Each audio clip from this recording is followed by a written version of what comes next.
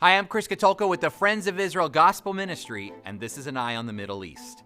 Since the attack on October 7th, at least 1,400 Israelis have died, and 3,400 others have been injured, according to Israeli authorities.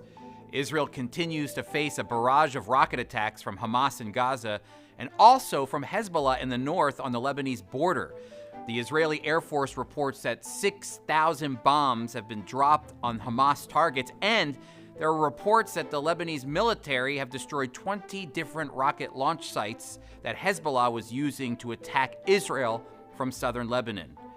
Iran's foreign minister suggested to reporters that Hezbollah could become involved in the war amid Israel's ongoing retaliatory strikes in Gaza.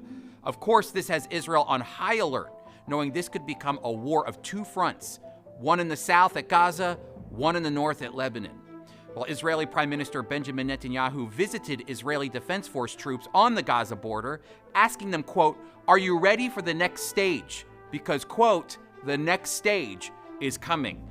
That next stage is believed to be the ground offensive in the Gaza Strip.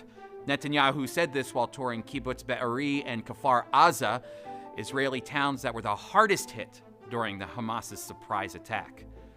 The IDF has warned all residents of Gaza City to evacuate their homes, urging them to move south for their protection and to settle in areas south of the Gaza River. However, Hamas has attempted to block Palestinians from evacuating the northern Gaza Strip, placing roadblocks on evacuation routes that were designated by the IDF. As Palestinians were escaping, Gaza media shared a video claiming to show an Israeli airstrike hitting one of the evacuation routes. Although a number of open-source intelligence accounts, which actually analyzed the footage, noted that the explosion appeared to originate from a van on the ground, since the video showed no missile visible at any point in the footage. This means, just think about this, this means Hamas targeted its own people in a stunt to cast blame on Israel.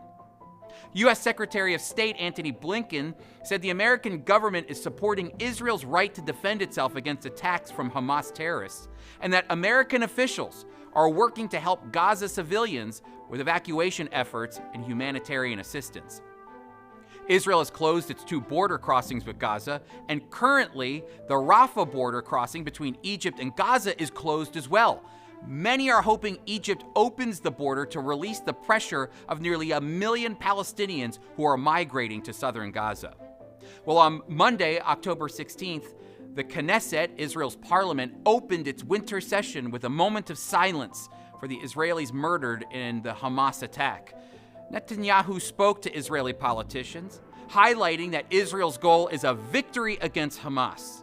He said, quote, "There are many questions about this catastrophe that happened 10 days ago. We will investigate them to the end, and we have already begun to utilize our lessons. But for now, we are focused on one goal, uniting the forces and storming on to victory." Netanyahu continued, quote, "I have a message for Iran and Hezbollah." He said, "Don't repeat the mistake you made before, because today, the price you pay will be much heavier." Well, here's my take. Pray for the peace of Jerusalem. Psalm 122, verse 6.